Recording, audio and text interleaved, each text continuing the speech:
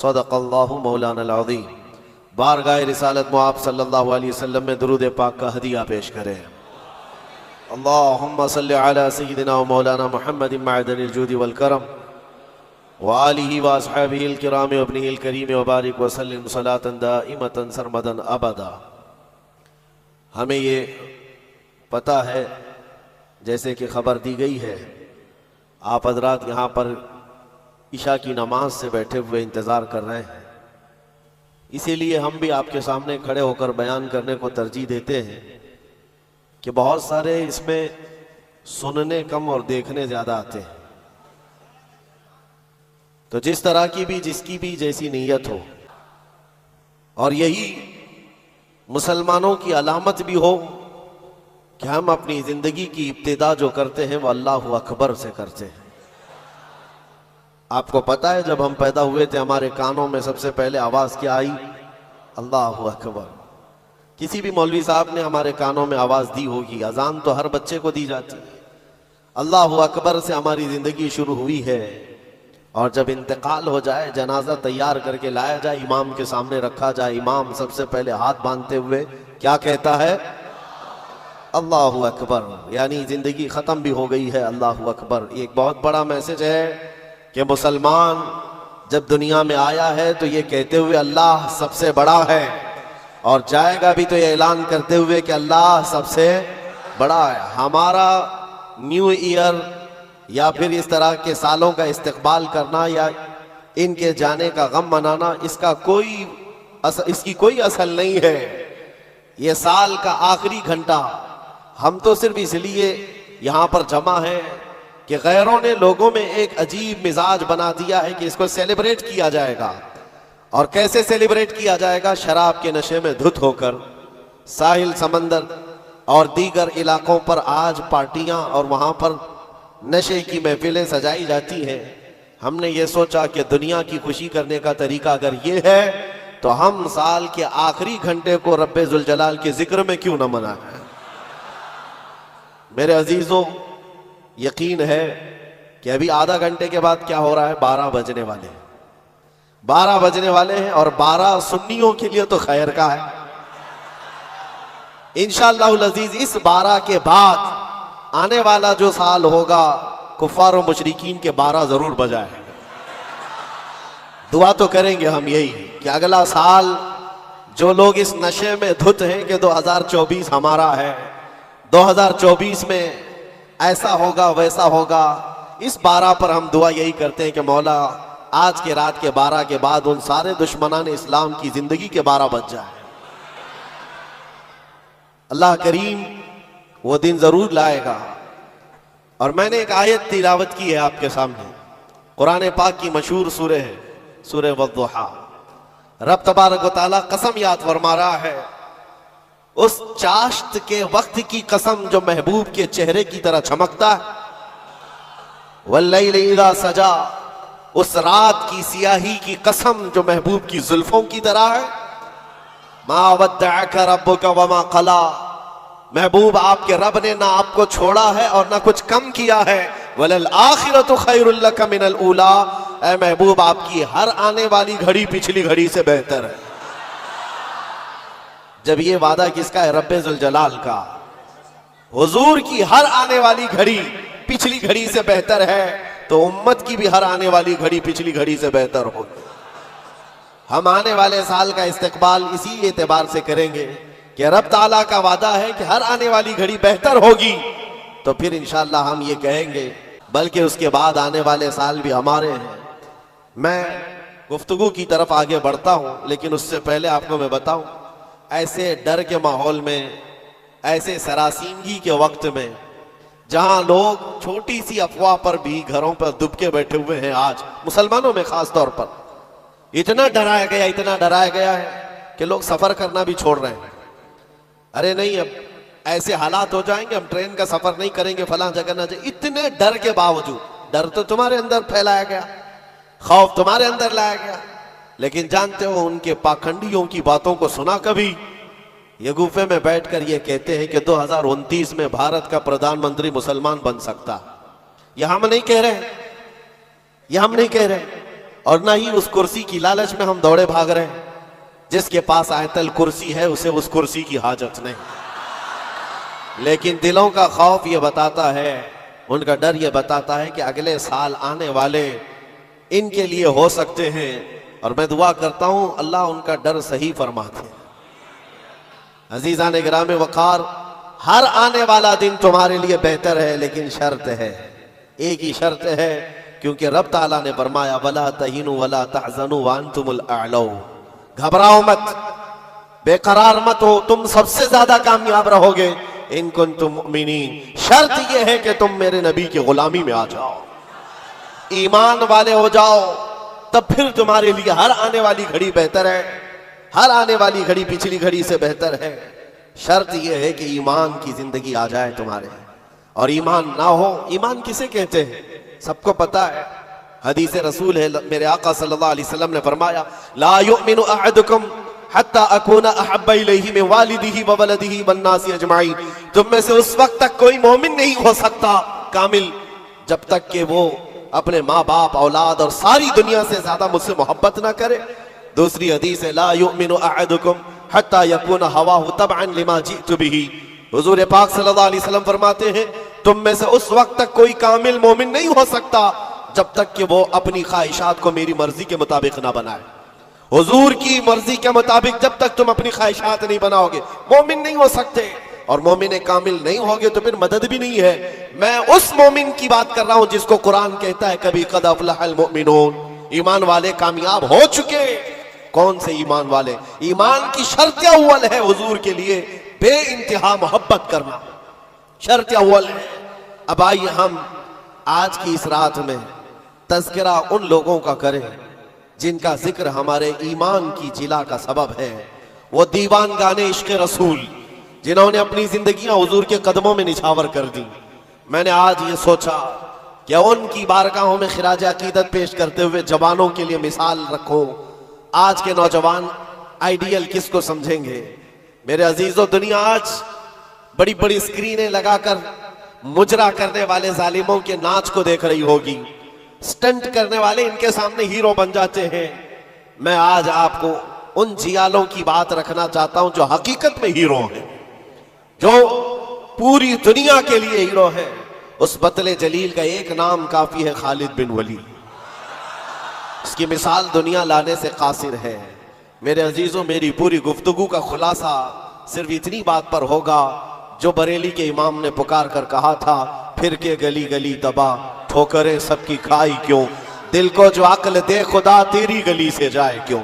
आज जो गली गली घूम रहे हैं उन तक भी पैगाम पहुंचाओ, फिर के गली गली तबाह ठोकरें सबकी खाए क्यों। आ जाओ इस दरबार में, इस दरबार का जो सग भी हो जाता है, कुत्ता भी होता है, वो अपने वक्त का मुजद्दिद बन करके ये नारा लगाता है, ये नारा लगाता है, उस गली का गधा हूं मैं जिसमें मांगते ताजदार फिरते हैं।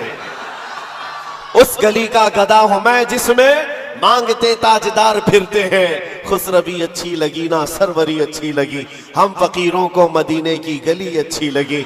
हुजूर ताजुश्शरिया बदरु तरीका फरमाते हैं, बुल हवस सुन सीमो जर की बंदगी अच्छी नहीं, उनके दर की भीख अच्छी सरवरी अच्छी नहीं। जो पिया को भाए अख्तर वो सुहाना राग है।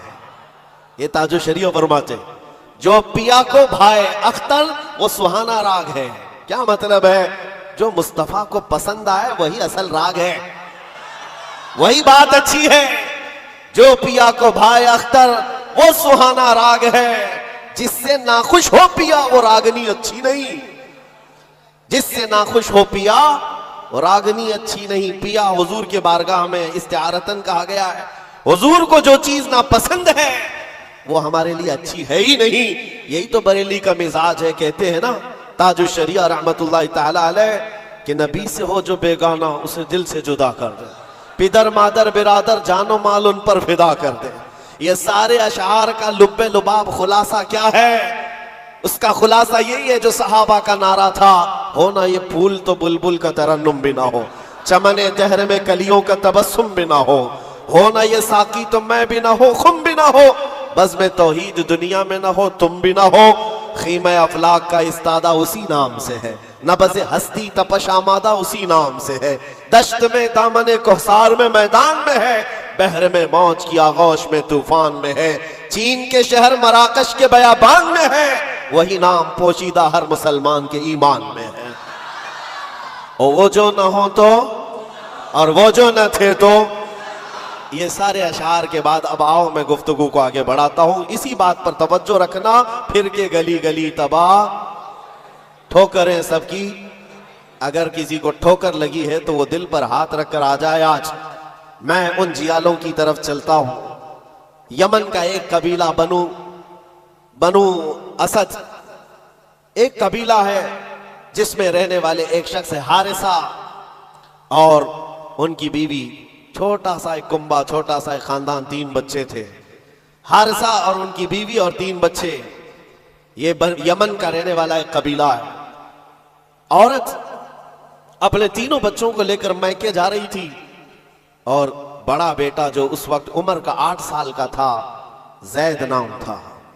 काफिले पर अचानक डाकुओं का हमला हुआ और माल लूट लिया गया, और साथ ही डाकुओं ने ये जैद नामी छोटे से बच्चे को, 8 साल के बच्चे को भी गिरफ्तार कर लिया। एक माँ का कलेजा दहल गया कि मेरे 8 साला बच्चे को मुझसे छीना गया। बाकी 2 बच्चे तो साथ थे। माँ की कैफियत ऐसी थी कि पहाड़ों पर चढ़ जाती, चीखती थी, और अरबी में जो अशार कहती थी, अल्लाह अकबर, आज भी मौजूद है। यमन की रहने वाली ये खातून पहाड़ों पर जाकर पुकारती थी कि कोई मेरे जैद को देखा है तो मुझे बता दे। और जब खबर बाप को आकर लगी, बाप जान निछावर करता था अपने बेटे जैद पर। बाप की ऐसी कैफियत कि खाना छोड़ दिया, और मिजाज में तब्दीली ऐसी आ गई कि लोगों से मिलना तक छोड़ दिया अपने बेटे की जुदाई के गम में। यमन वाले कहते थे कि हारिसा का बेटा जो गुम हुआ, यूसुफ गुमगश्ता है, यानी एक दूसरा यूसुफ है। जैसे हजरत याकूब अलैहिस्सलाम के बेटे यूसुफ की अलैहिस्सलाम की दूरी हुई थी तो आपने गम किया था, हारिसा ने अपने बेटे जैद की जुदाई में बहुत रोया।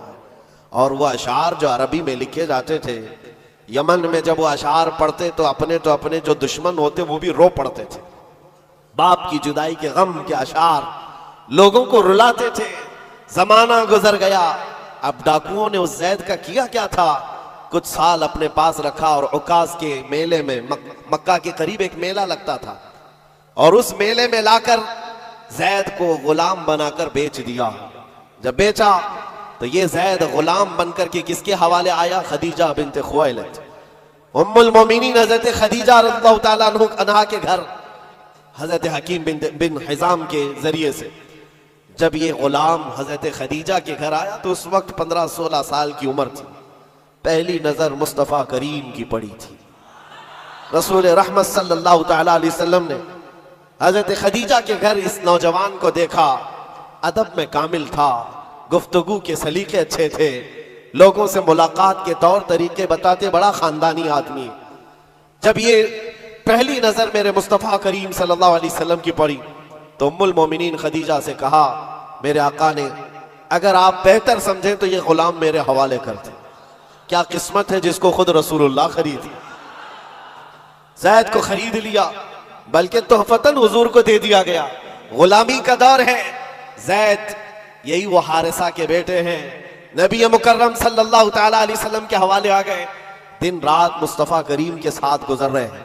तरबियत भी किसी ने सरवरे अंबिया ने की, और नौजवान के तौर तरीके ऐसे। मेरे अजीजों, आपको पता है ये वो जैद है जिसके बारे में मैं आपको बताऊं। हुजूर पाक सल्लल्लाहु ताला अलैहि वसल्लम के चंद दिनों के बाद मक्का में मशहूर हो गए, मोहम्मद सल्लल्लाहु ताला अलैहि वसल्लम का अगर कोई महबूब है तो वो जैद है। हजरत अबू बकर सिद्दीक रज़ियल्लाहु ताला अन्हु भी इस बारे में फरमाते कि जैद को जो कराबत थी उस पर मुझे रश्क था हुजूर अकरम सल्लल्लाहु अलैहि वसल्लम का। अब जमाना बीतता गया, जैद के घर छूटे, खानदान छूटा, माँ छूटी, बाप छूटे, गुलामी का दौर चल रहा है। एक बार हज के लिए एक कबीला यमन से आया हुआ था, और यमन वाले हज करने के बाद वो अशार सुना रहे थे जो हारिसा जैद के बाप ने लिखे थे अशार, और रुला रहे थे। वहां जब ये कबीला यमन के वो अशार पढ़ करके सुना रहा था, यही जैद वहां से गुजर रहे थे। यमन वालों ने देखा, पहली नजर में पहचान लिया ये वो जैद है जिसका बाप पूरे यमन को रुलाता है इसकी जुदाई में। ये मक्का हरम काबा के पास क्या कर रहा है? लोगों से पूछा कौन है, लोगों से पूछ करके जैद को बुलाया गया, पूछा तुम्हारा नाम क्या? जैद। बाप का नाम हारिसा। लोगों ने कहा तुझे पता भी है तेरी माँ का क्या हाल है, तेरे बाप का क्या हाल है? तेरी माँ रोज पहाड़ों पर चढ़ जाती है, आसमान को पुकारती है कि आसमान बता मेरा जैद जिंदा है तो मैं जीने की तमन्ना रखूं। बाप तेरा अशार लिख करके यमन को रुलाता है। जैद ने कहा कि हो सकता है, लेकिन जाओ अगर मेरे माँ बाप इस गम में रोते हैं तो उनको मेरा सलाम कहना और यूं कहना कि उन्हें गुमगश्ता ऊंट की तरह मुझे तलाश ना करे, इसलिए कि उनका जैद उनकी गोद से कई बेहतर गोद में है। यमन वालों को यह जवाब देकर भेज दिया, गुमशुदा कोई बच्चा अपने माँ बाप की खबर पाले तो क्या होना चाहिए, लेकिन यहाँ कैफियत बदली हुई है, यहाँ कैफियत बदली हुई है।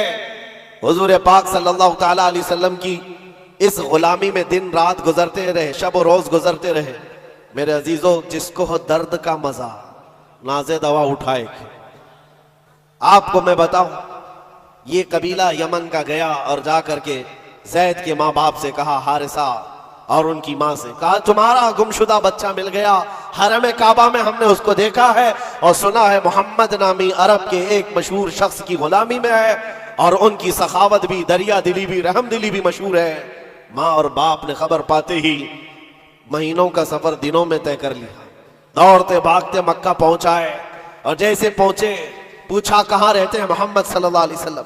हुजूर पाक सल्लल्लाहु अलैहि वसल्लम हरम काबा के पास ही उनको मिल गए। माँ इतना रोई, बाप इतना रोए, हुजूर पाक सल्लल्लाहु अलैहि वसल्लम को उन पर तरस आ गया। पूछा क्या बात है? कहा हमारा बच्चा गुम हुआ था, सालों बीत गए, अब तक हमने खाने का मजा नहीं चखा और हम सब की जिंदगी ऐसी वीरान सी लगती है कि उसके बगैर जिंदगी में अंधेरा है। पूछा हुजूर ने कौन है तुम्हारा बच्चा? कहा उसका नाम जैद है और सुना है वह आपकी गुलामी में। हुजूर पाक सल्लल्लाहु अलैहि वसल्लम ने फरमाया जैद, तुम माँ बाप हो जैद के? कहा हाँ, अगर आप मुनासिब फरमाए समझे तो हमें हमारा जैद लौटा दें। आप अल्लाह की तरफ से सुना गया है बड़ा रहम दिल रखते हैं, हमारे लिए अपना जैद लौटा दें। हुजूर पाक सल्लल्लाहु अलैहि वसल्लम ने कहा मैं किसी के बाप और किसी की माँ से उसके बच्चे को अलग नहीं करना चाहता, लेकिन फिर भी ये फैसला मैं जैद के ऊपर छोड़ता हूँ। वो चाहे तो मुझसे आज़ादी ले ले, बगैर किसी रकम के, बगैर किसी फिदिये के गुलामी से आज़ाद करता हूँ और तुम उसे ले जाओ, और अगर नहीं तो फिर उसकी मर्जी जो हो उस पर अमल किया जाए। फिर माँ बाप को ला करके जैद के सामने खड़ा किया जाना था। मुअर्रिखीन ने जो तारीख लिखी है, पढ़ते हैं तो आंखें आप दीदा हो जाती हैं।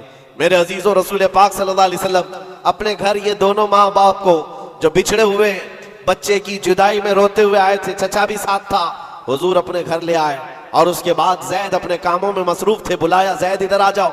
आए जैद, जैसी पहली नजर पड़ी बाप पर, माँ पर, क्या कैफियत होनी चाहिए। बरसों का बिछड़ा हुआ बच्चा है, बरसों से दूर रहने वाला, माँ बाप की मोहब्बत में ये जुदाई के गम बर्दाश्त करने वाला। एक नजर उठाई, फिर नजर झुका ली और सरवरे कायनात की तरफ देखने लगे। मेरे आका ने पूछा जैद तुम जानते हो इनको? कहा हाँ या रसूल अल्लाह, ये मेरे बाप हैं, ये मेरे चाचा हैं, ये मेरी माँ है। हुजूर ने पूछा जैद तो फिर मिलते क्यों नहीं? बरसों के बिछड़े हुए हो, फिर उनके पास जाते क्यों नहीं?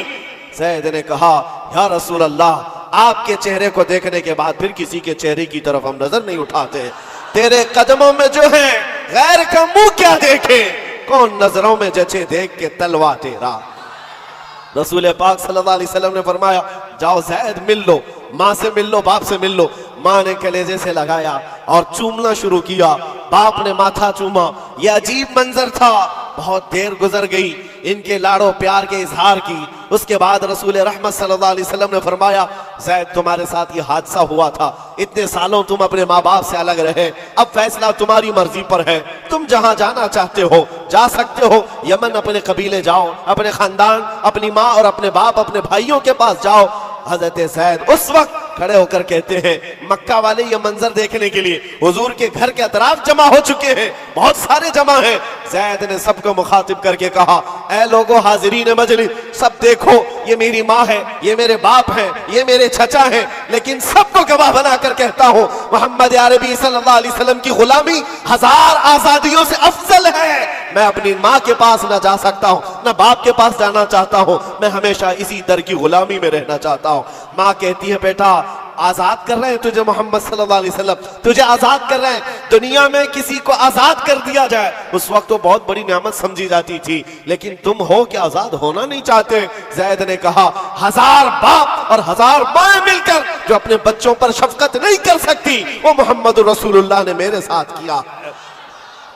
जैसे ही हजरत जैद का ये ऐलान मक्का वालों ने सुना तो क्या रसूल रहमत सल्लल्लाहु ताला अलैहि वसल्लम ने उनको छोड़ दिया। आता है फकीरों पे उन्हें प्यार कुछ ऐसा, खुद भीख दे और खुद कहे मंगते का भला हो। हुजूर रहमत सल्लल्लाहु ताला अलैहि वसल्लम रहमत आलम सल्लल्लाहु अलैहि वसल्लम ज़ैद का हाथ पकड़ करके ले जाते। कहां लेकर के आए? हरम काबा के पास आए, पूरे मक्का वालों को मुखातिब करके कहा, ऐ मक्का वालों गवाह रहना, मैंने ज़ैद को गुलामी से आजाद किया और आज के बाद से ये मेरा वारिस है और मैं इसका वारिस। मक्का में ये बात मशहूर हो गई। क्या? ज़ैद को ज़ैद बिन हारिसा कम कहा जाता था, ज़ैद बिन मोहम्मदुर रसूलुल्लाह कहा जाता। मोहम्मदुर रसूलुल्लाह का बेटा ज़ैद। मेरे अजीजों, जो इस दरबार में आया है, जाहिर सी बात है ये वो मजा है जिसको चखने के बाद ही बरेली के इमाम ने कहा था, फिर के गली गली तबाह, ठोकरें सबकी खाई क्यों, दिल को जो अक्ल दे खुदा तेरी गली से जाए। हुजूर पाक के दरबार का लुत्फ जिसने उठा लिया है, फिर वो किसी और दरबार की तरफ मुंह भी नहीं करता। हुजूर अकरम सल्लल्लाहु ताला अलैहि वसल्लम की बारगाह की लज्जत जिसे हासिल है, वो आज के हैप्पी न्यू ईयर के जलसों में या वहां के तमाशाओं में शिरकत करेगा? हरगिज नहीं हो सकता, हरगिज नहीं। वो आंख उन तमाशाओं को नहीं देख सकती जो जलवे रसूल देखने के लिए बेताब है। आज की रात मेरे अजीजों ये लिखा जाएगा, तुम्हारे नामा अमाल में तो ये लिखा ही जा रहा है। दुनिया के जो जो हालात अभी चल रहे हैं वो भी लिखा जा रहा होगा कि लोग साल का आखिर हिस्सा किस तरह से गुजारते हैं, नए साल की इब्तिदा और उसका इस्तकबाल किस तरह करते हैं। दुनिया वाले ऐश में धुत होकर, नशे में धुत होकर के करते हैं, मगर मुसलमान नबी पाक के कदमों में ही कामयाबी समझता है। आओ हुजूर रहमत आलम सल्लल्लाहु ताला अलैहि वसल्लम के उस दरबार की लज्जत में देना चाहता हूँ। इसीलिए इस बात पर मैं बार बार तवज्जो दे रहा हूं, फिर के गली गली तबाह, ठोकरें सबकी खाई क्यों। कब तक ठोकरें खाओगे ऐ नौजवानों? कब तक उसकी गली में इसकी गली में कहां कहां मांगोगे, कहां कहां किससे किससे बात करोगे? एक गली की तरफ आ जाओ जो हर गली से आजाद करती है। दूसरों के मंगता बनने से बेहतर है आमीना के लाल के मंगता बन जाए। उस नबी पाक की गुलामी जो 1000 आजादियों से अफजल है। सैयदना बिलाल हबशी रदी अल्लाह ताला, वो जानिसारे रसूल, दामने रसूल में जैसी आ गया। जानते हो हजरत बिलाल हबशी रदियल्लाहु ताला कई सालों तक जख्म उठाए और बच्चा बच्चा उनके मुतालिक जानता है। मक्का की गलियों में उनके पैरों में रस्सी बांधकर औबाश लोगों के हाथ में दिया जाता और वो बदमाश लड़के आपको मक्का की गलियों में रस्सी में पांव में रस्सी बांधकर खींचा करते थे। उनकी जिस्म पर, उनकी पीठ पर गरम सिल रखा जाना, दहकते हुए अंगारों में उनको सुलाया जाना, ये सब रिवायतें पता है आप बिलाल हबशी। लेकिन जो मैं बात कहने जा रहा हूं, जमाना बीत गया, आप तो हुजूर पाक की गुलामी में आए और हुजूर पाक सल्लल्लाहु अलैहि वसल्लम की वफात के बाद सिद्दीक अकबर का जमाना आया, हजरत उमर का जमाना। मेरे अजीजों, आपको एक बात बताऊं, जब मजलिसे अमीरुल मोमिनीन हजरत उमर फारूक रज़ियल्लाहु ताला अन्हु में हजरत बिलाल हाजिर होते, बिलाल उनकी कैफियत क्या थी? वो भी मक्का के गुलाम थे, हबशी गुलाम। हबशी गुलाम उस वक्त मक्का में हिकारत से देखते थे लोग, काले रंग का होता है, चौड़ी नाक का होता है। लेकिन सैयदना बिलाल हबशी की बात यह है, अमीरुल मोमिनीन उमर इब्न खत्ताब, जिसके रौब और दबदबे का हाल ये है कैसर और किसरा की फौजें थर थर कांपती हो, वो अमीरुल मोमिनीन, जिसके बू से, जिसकी सिर्फ और सिर्फ हवा से, जिसकी खुशबू से शैतान रास्ता बदल लेता हो। जब बिलाल हबशी उनकी महफिल में आते तो क्या कहकर पुकारते जानते हो? या सैयदना बिलाल, या सैयदना बिलाल, ऐ हमारे आका बिलाल आइए, ऐ हमारे आका बिलाल आइए। हजरत बिलाल कहते, हुजूर ये आपकी जुबान से अच्छा नहीं लगता, मैं गुलाम हूं, मुझे गुलाम कहकर पुकारे, आप सैयदना कहते। कौन कह रहा है सैयदना? उमर इब्न खत्ताब। किसको कह रहे? बिलाल हबशी को। सैयदना बिलाल आइए। हजरत बिलाल जब कहते अमीरुल मोमिनीन, आप ये ना कहें सैयदना, मुझको गुलाम कहकर पुकारे। हजरत उमर क्या कहते थे, आइए आपको मैं बताऊं क्यों सैयदना बिलाल कहकर पुकारता हूं। आप अपना जुब्बा उठाएं, जब वो जुब्बा उठाते उनकी पीठ पर जो दागे हुए निशान थे, हजरत उमर उसको बोसा लेते थे और चूमते थे और कहते हैं बिलाल, जो रसूलुल्लाह की मोहब्बत में जख्म तुमने खाए वो जख्म हमने नहीं खाए हैं। जिसको हो दर्द का मजा नाज़े दवा उठाए क्यों। अजीजा ने गिरामे वकार, मकाम और मर्तबे में वही बुलंद था जो दरबारे रिसालत में आपका और उस गली का गधा बनकर के पूरी जिंदगी गुजारता रहा। एक दो नहीं कई मिसालें आपको मैं बताऊं। एक साहबी है मुसअब बिन उमैर, ये रसूल पाक सल्लल्लाहु ताला अलैहि वसल्लम के एम्बेसडर कहलाते थे, तर्जुमाने रसूल थे, सफीरे रसूल थे। इनकी कैफियत क्या है, अल्लाहु अकबर। तारीख में लिखा है ये 27 साल के कड़ियल जवान और मक्का में ऐसे लिबास पहनते थे कि रेशम का लिबास, इनका लिबास मशहूर था। और मक्का की गलियों में जब घूमते थे इनका इतर जो लगाते पूरी गलियों में खुशबू आती। महंगा लिबास पहनते, महंगा अतर इस्तेमाल करते। दामने मुस्तफा से जब वाबस्ता हुए ये मुसअब बिन उमैर, उनकी माँ भी काफिरा है, बाप भी काफिर है और सख्त तरीन दुश्मनाने रसूल है। शुरू में आपने अपना इस्लाम छुपाए रखा। चंद दिनों के बाद एक दिन उस्मान बिन तलहा ने देख लिया जो कलील बाजार काबा थे, जाकर इनकी माँ से कहा तू क्या घर पर बैठी रहती है, तेरा बेटा तो मोहम्मद के दीन को इख्तियार कर चुका है। माँ को इतना बुरा लगा ये जुमला। जब मुसअब बिन उमैर आए तो उनसे पूछा कि क्या तुमने मोहम्मद अरबी का दीन कबूल कर लिया है। आपने बरजस्ता कहा हाँ, उस रसूल पाक सल्लल्लाहु अलैहि वसल्लम के दीन में दाखिल हुआ जो बंदों की इबादत से निकालकर खालिक की इबादत की तरफ ले जाता है। आपका ये जुमला माँ बाप को शाक गुजरा, मारना शुरू किया, इतना मारा जख्मी कर दिया। उसके बाद मुसअब बिन उमैर घर से निकले, रोज मार खाते थे, रोज अपनी माँ से भी और अपने बाप से भी कोड़े भी खाते थे। दरबारे रसूल में जब आते तो जख्मी हालत में आते, कपड़े भी उनके जख्मों से फटे हुए होते। हुजूर पाक सल्लल्लाहु अलैहि वसल्लम ने फरमाया मुसअब तुम यहाँ से हबशा चले जाओ, हबशा हिजरत करके चले जाओ। माँ बाप वतन सब छोड़कर हबशा की तरफ चले गए। चंद महीने वहां रुके, वापस आए, फिर दोबारा हबशा की हिजरत किया। नबी करीम सल्लल्लाहु ताला अलैहि वसल्लम का ये जानिसार हिजरत पर हिजरत करता रहा। एक वक्त ऐसा आया था कि नबी पाक सल्लल्लाहु ताला अलैहि वसल्लम ने मदीने हिजरत करने से पहले अपना सफीर बनाकर किसी को भेजा था, तो मुसअब बिन उमैर थे। मदीने आए थे, गली गली में जाते थे, घर घर को खटखटाते थे। एक साल के अंदर 73 सहाबा को मदीने के वो हुजूर के पाक की बारगाह में लाकर गुलाम बना दिया था। नबी पाक सल्लल्लाहु ताला अलैहि वसल्लम के दरबार के ऐसे गुलाम बनाए, आम लोग नहीं है। साद बिन उबादा, साद बिन मुआज, ये अंसार कबीलों के सरदारों को इस्लाम पहुंचाने वाला वो कड़ियल जवान। मैं बात किस लिए कर रहा हूं, सुनो जरा, जिंदगी थोड़ी सी मुझे बतानी जरूरी है। वो मुसअब बिन उमैर जो रेशम का लिबास पहनता, जो महंगे ऊद और अतर इस्तेमाल करता, दामन मुस्तफा में आया है, हिजरत पर हिजरत है, वतन छूटा है, कभी हबशा के चक्कर, कभी अफ्रीका के चक्कर और उसके बाद कभी यसरफ, यहाँ पर आप आकर आबाद होते रहे। जब रसूल पाक सल्लल्लाहु ताला अलैहि वसल्लम मदीने तशरीफ लाए थे, अल्लाहु अकबर, इस्तिकबाल करने वालों में सबसे आगे बढ़कर मदीने वालों को जो बताया था कौन था जानते हो आप? हुजूर जब तशरीफ ला रहे थे, मदीने आ रहे थे, हजरत अबू बकर सिद्दीक अपना कुर्ता उठा करके लोगों के यानी हिला हिलाकर झंडा बनाकर बता रहे थे हुजूर पाक सल्लल्लाहु ताला अलैहि वसल्लम ये मेरे आका हैं। मुसअब बिन उमैर ने मदीने वालों को दूर से देख करके बताया था कि जो कपड़ा हिला रहा है वो रसूलुल्लाह का गुलाम खास है और जो चमकदार चेहरा मदीने में तुलू हो रहा है वो मोहम्मदुर रसूलुल्लाह का है। मुसअब बिन उमैर ये मदीने तैयबा में सफीर इस्लाम है, सफीर रसूल है। थोड़े दिनों की बात है मेरे अजीजों, जैसे ही हुजूर तशरीफ लाए, जानते हो हुजूर के पास जिस वक्त वो आए थे मदीने में, मेरे आका सल्लल्लाहु अलैहि वसल्लम की आंखों में आंसू आ गए मुसअब बिन उमैर को देखकर। किस वजह से? सहाबा कहते हैं मुसअब बिन उमैर के पूरे जिस्म में पहनने के लिए कोई कपड़ा नहीं था, एक बकरी की खाल को लपेट करके उस पर कांटे लगा लिए थे। बकरी की खाल और जगह जगह से वो भी फटी हुई है, वो पहन करके हुजूर के बारगाह में आए। मेरे आका सल्लल्लाहु अलैहि वसल्लम उन्हें देखकर रो पड़े।